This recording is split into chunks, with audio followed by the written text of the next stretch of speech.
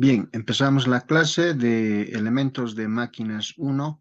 Estos son apuntes de clase del profesor ingeniero Carlos Fidel Cruz Mamán. Bien, alumnos, estamos en el capítulo número 8, estudiando la tribología y una parte de los cojinetes. Se preguntarán qué es un cojinete.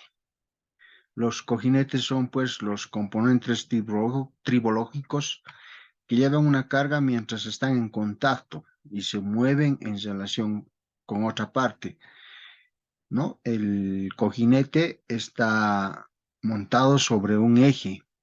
El movimiento puede ser deslizante o puede ser giratorio.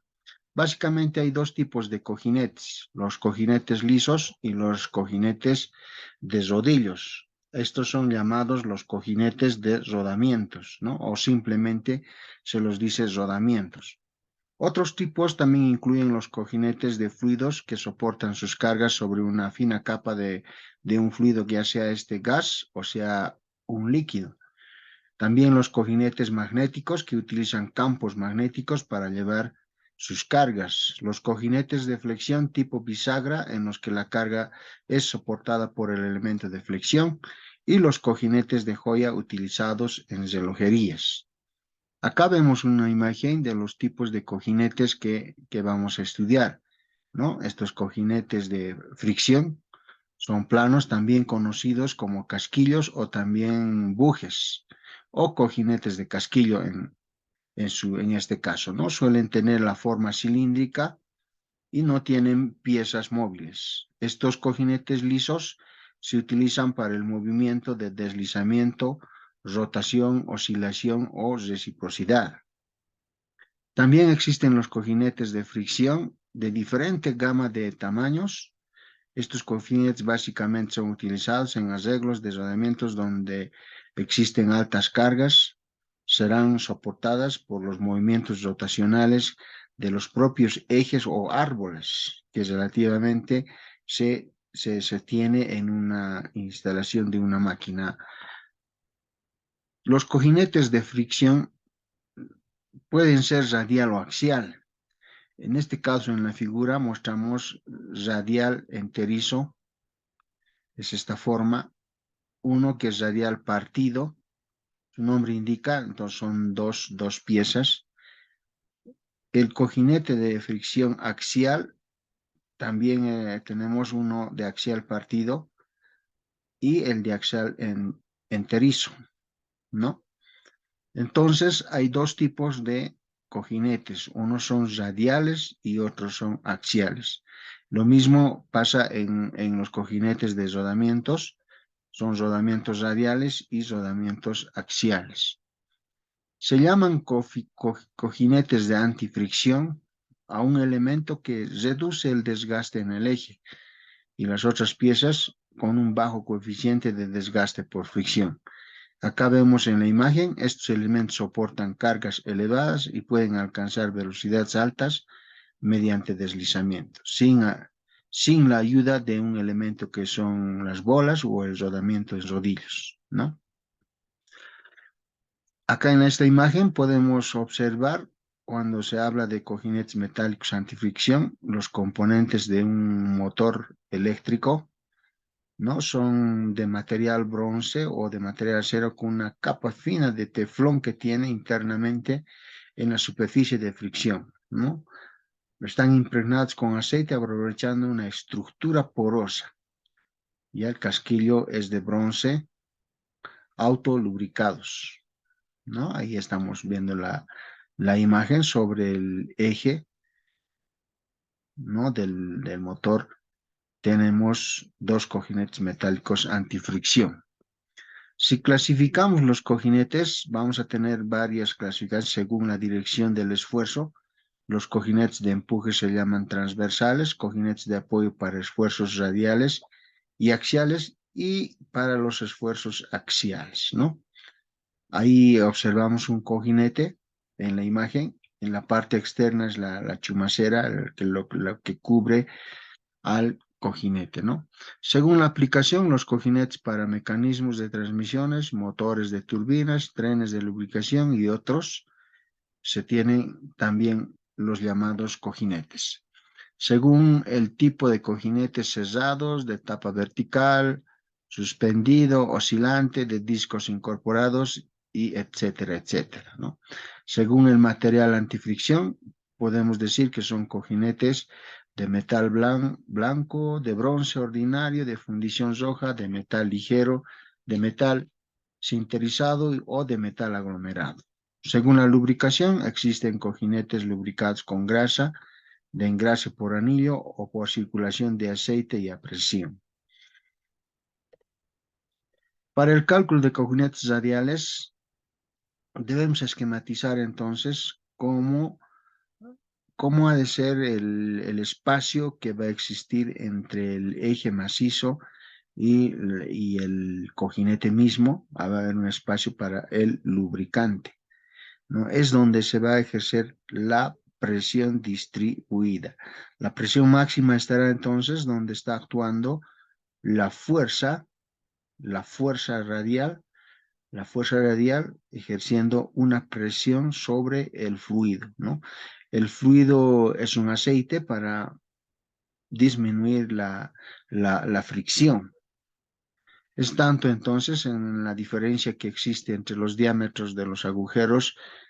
Vamos a tener S igual al diámetro mayor menos el diámetro menor. Acá estamos mostrando en esta imagen el diámetro mayor, el diámetro menor y el espacio va a ser el S, ¿no? Esa está referido a una unidad de medida del diámetro del bosón. También se puede expresar como xi, la letra S, que es el espacio dividido entre el diámetro del eje, ¿no?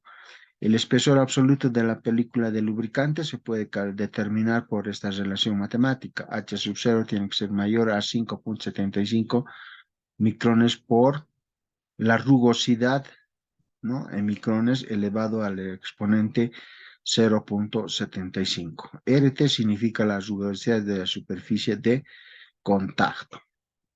Ahora, en caso de que los metales son antifricción, puede elegirse un juego relativo según esta expresión, matemática también, donde B va a ser la velocidad de deslizamiento, ¿no? Una velocidad tangencial, pi por el diámetro por el número de revoluciones dividido entre 60.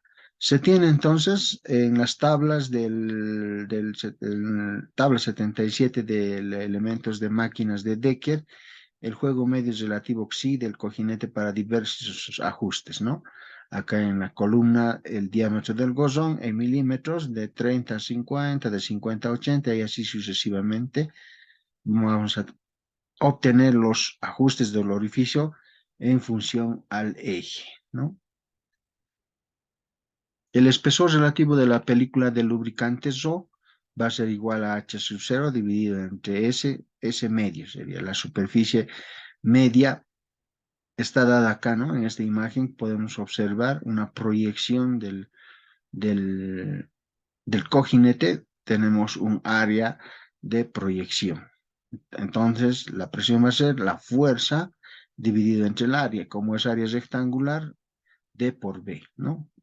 F es la fuerza radial que actúa sobre el cojinete y D es el diámetro del gozón de apoyo, ¿no?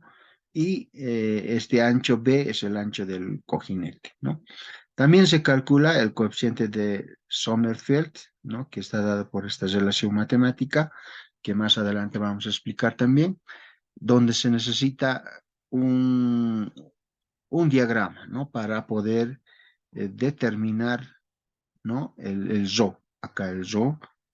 Aquí está en el eje vertical está el número de Sommerfeld y la relación que existe entre B y D del cojinete, ¿no? Se determina entonces según la figura 226 del libro de elementos de máquinas de Decker. Para el estado de transición, es decir, cuando el lubricante entra en régimen permanente, se tiene el espesor relativo de transición de la película del lubricante. SU es 0.06 milímetros sobre xi por diámetro, ¿no? Entonces, este espesor también absoluto en transición será esta otra relación matemática. La velocidad angular de transición será a la presión por psi al cuadrado, rendimiento y el S sub 0 que habíamos definido anteriormente acá, ¿no? El coeficiente de Sommerfeld. Hablamos del coeficiente de rozamiento, no es una propiedad entre material y material, existe rozamiento, debe tomarse en función al número de Sommerfeld. El campo, cuando se trata de marcha rápida, menor a 1, este coeficiente de rozamiento en mu es aproximadamente 3 veces xi sobre el número de Sommerfeld, ¿no? Cuando la carga es pesada, tiene que ser S sub 0 mayor a 1, el coeficiente de rozamiento es aproximadamente, dice, 3 veces xi, raíz cuadrada del número de Sommerfeld, ¿no? Se pueden tomar los coeficientes de rozamientos, valores empíricos del libro de elementos de máquinas de Decker. En su tabla 79, ahí explica los valores empíricos para los coeficientes de rozamiento de cojinetes lisos y lubricantes recomendados, ¿no? Ahí tenemos en la fila los tipos de lubricantes o grasas que se utilizan, el material del cojinete, si es material acero, si es de material teflón, si es de material fundido, ¿no? O material sintetizado. El rozamiento en el arranque, ¿no? Ahí está, son valores menores a la unidad. Rozamientos mixtos y rozamientos con fluido líquido, ¿no? Entonces ahí se puede tomar estos valores empíricos de coeficientes de rozamiento. ¿Cómo se calcula el caudal de aceite necesario? También existe una fórmula acá, ¿no? Esta fórmula donde B es el volumen del cojinete, está dado pi quarts por diámetro al cuadrado por el ancho, ¿no? Mu es la velocidad de servicio del cojinete y K es un factor de circulación que también se determina empíricamente. La potencia de rozamiento está dada por otra relación matemática, F siendo la fuerza de la carga, mu el coeficiente de rozamiento y B la velocidad de deslizamiento. ¿Cómo va a incrementar la temperatura del cojinete? Utilizamos esta relación matemática, delta T incremento de temperatura, ¿no? La potencia de rozamiento sobre el coeficiente de transferencia de calor por convección, estamos utilizando la letra alfa, y AG es la superficie emisora de calor de la carcasa del cojinete. Bien, hablando así de los cojinetes de rodamiento o simplemente llamados rodamiento, este cojinete de rodadura, la fricción inicial es aproximadamente igual o 2 veces a la fricción de marcha resultante, ¿no? Vemos la imagen entonces, vamos a hablar de este tipo de cojinetes que se llaman básicamente rodamientos en la industria. Hay varias empresas o líneas de rodamientos que nos muestran, ¿no? Los catálogos generales, por ejemplo, el de SKF, ¿no? Estos rodamientos son los más garantizados. La empresa, ¿qué nos dice? SKF es una empresa que inventó los rodamientos de bolas a rótula hace 100 años atrás. Han pasado a ser una empresa de la ingeniería del conocimiento capaz de servir a 5 plataformas tecnológicas para crear soluciones únicas y para sus clientes, ¿no? Estas plataformas incluyen rodamientos, unidades de rodamientos y obturaciones por presupuesto, pero también abarcan otras áreas en las que se encuentran lubricantes y sistemas de lubricación, fundamentalmente para la larga duración de los elementos que se llaman rodamientos en muchas aplicaciones, ¿no? Están en mecatrónica, se combinan los conocimientos sobre mecánica y electrónica, bueno, y así estos sistemas son de movimiento lineal y más eficaces, ¿no? El diseño y el apoyo logístico van monitorizados y ellos están en sistemas ya fiables, podríamos decir. Este grupo SKF posee una certificación internacional según la norma ISO 14001, ¿no? Es la norma ISO, así como también la certificación de salud y seguridad. Según la norma OPSAS 18001, cada una de las distintas divisiones ha tenido una certificación de calidad. Eso básicamente quiere decir que estos rodamientos SKF son los más garantizados, ¿no? La empresa muestra estos tipos de rodamientos radiales, ¿no? Rígidos de bolas de una sola hilera o aquellos que están diseñados también con placas en el interior, ¿no? Pueden ser también de dos hileras, una sección, y obturaciones de dos hileras. Aquí tenemos, ¿no? Rodamientos de bolas de contacto angular de una sola hilera. Estos tipos de rodamientos soportan cargas medias, no soportan cargas elevadas o gran carga. Sí, los rodamientos de rodillos soportan grandes cargas también. Existen también otra línea de rodamientos, la FAG, ¿no? El señor auxiliar ha pasado el catálogo de rodamientos de bolas de la serie FAG. Y básicamente en los cálculos para la selección de estos rodamientos es la misma metodología, ¿no? La misma metodología, estos rodamientos están en el catálogo, tenemos la edición 2000, es la versión 1.1 del catálogo electrónico de rodamientos FAC, está basado en este catálogo, está impreso y también está en un CD, además es mucho más eficiente y ventajoso para el usuario que pueda tener a la mano el catálogo de rodamientos FAC, ¿no? Bien, entonces, en cuanto a cálculos, vamos a hacer ciertos cálculos de cargas puntuales que actúan sobre los rodamientos para poder ingresar en los catálogos o manuales y elegir. No podemos ya fabricar, ¿no? Somos un país dependiente, un país que está en pleno desarrollo, pero los países que ya fabrican ya tienen diferente gama de rodamientos, ¿no? Bien, ahí vamos a quedar por hoy en esta clase. La siguiente empezamos a hacer prácticas para poder entender de una mejor manera este conocimiento de los cojinetes. Vamos a terminar el avance de la materia, cojinetes, y vamos a hacer una evaluación, ¿no? Vamos a hacer una tercera evaluación, básicamente de cojinetes, ¿no?